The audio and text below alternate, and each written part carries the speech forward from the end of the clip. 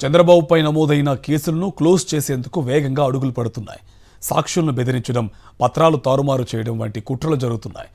ఎంతైనా వేధించండి, పత్రాలు తారుమారు చేయండి, అధికారులపై ఒత్తిడి తెస్తున్నట్టు ప్రచారం జరుగుతుంది. బాబుపై ఉన్న అవినీతి కేసులను 3 నెలల్లో ముగించేలా స్పీడ్ వర్క్ జరుగుతుంది.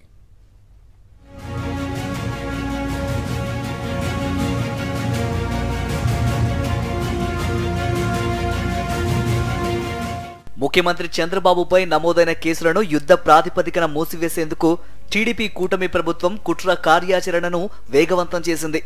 చంద్రబాబు కేసులను మొదటి నుంచి పర్యవేక్షిస్తున్న అత్యంత ఖరీదైన సుప్రీంకోర్టు సీనియర్ న్యాయవాది సిద్ధార్థ లూత్రా ఇప్పుడు ఈ వ్యవహారంలోనూ కీలకంగా వ్యవహరిస్తున్నారని తెలుస్తోంది. పోలీసు, సిఐడి విభాగాలను వీలైనంత మేర ఉపయోగించుకోవడం, కేసులను నీరుగార్చడం ఇది పథకం. ఈ పథకాన్ని సిద్ధార్థ లూత్రా స్వయంగా పర్యవేక్షిస్తున్నారని సమాచారం. విజయవాడలోని నోవాటెల్ హోటల్ కేంద్రంగా ఆది సోమవారాల్లో నిర్వహించిన రహస్య సమావేశాల్లో ఈ మేరకు ఓ కుట్రను ఖరారు చేశారని వినిపిస్తోంది. లూత్రాతో పోలీసు, సిఐడి, ఇంటెలిజెన్స్ ఉన్నతాధికారులు వరుసగా 2వ రోజు మంగళవారం కూడా భేటీ అయ్యారని తెలుస్తోంది.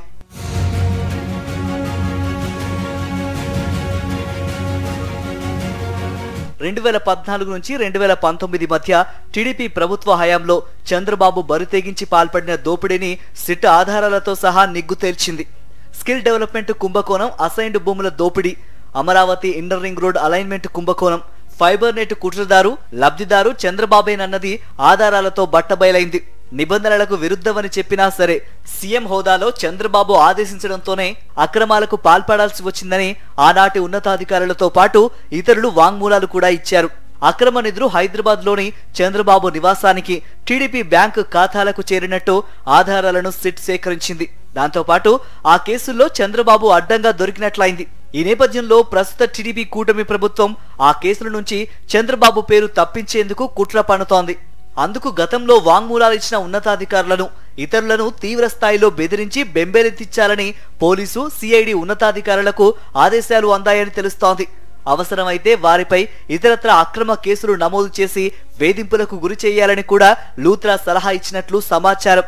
సాక్షులను బెదిరించి దారికి తెచ్చుకోకపోతే చంద్రబాబును ఈ అవినీతి కేసుల నుంచి బయటపడేయడం సాధ్యం కాదని ఆయన తేల్చి చెప్పినట్లు తెలుస్తోంది. ఇప్పటి వరకు ఎంతమందిని బెదిరించారు, ఎంతమందిని ఇంకా బెదిరించాల్సిన జాబితాలో ఉన్నారనే వివరాలు కూడా లూత్రా అడిగి తెలుసుకున్నారట.